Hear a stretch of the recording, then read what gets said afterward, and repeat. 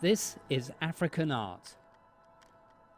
African artists from across the continent and around the world are featured, including this work by British-Ethiopian Theo Eshetu. This work is by South African Sue Williamson. I think that it's very important to realize that Africa has jumped right into the digital age with everybody else, with the rest of the world, and that as much video and film art is being produced in Africa in proportion to the art that's being made as it is anywhere, and that there's some really extraordinary work coming out from Africa from an African perspective. Williamson and fellow South African Bernie Searle have flown to the US to help launch the exhibition. Census of Time explores the many ways we perceive time, from the geological ages to our own personal biological clocks. So the piece that we're looking at is a matter of time, and it is shot from below through a transparent glass case which is suspended above the camera, and it basically shows me trying to walk on a very slippery surface and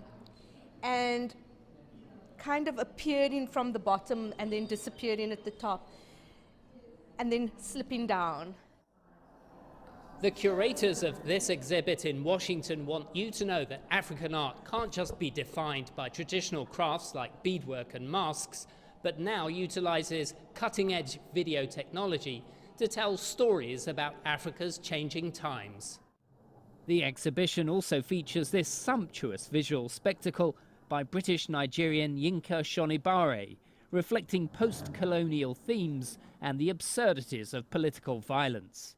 So on the one hand, it's just that visual power, and then when you start to understand or think through what are the emotions and the conceptual responses that they bring out in you, ideas of how we connect or are disconnected from our family, how we imagine faith and the sacred in relationship to a time of technology, what is the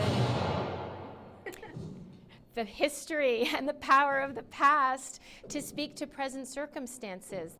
Because digital video can be replicated, the same exhibition can also be seen simultaneously at the Los Angeles County Museum of Art and will soon also be shown at the Hamilton College in Clinton, New York.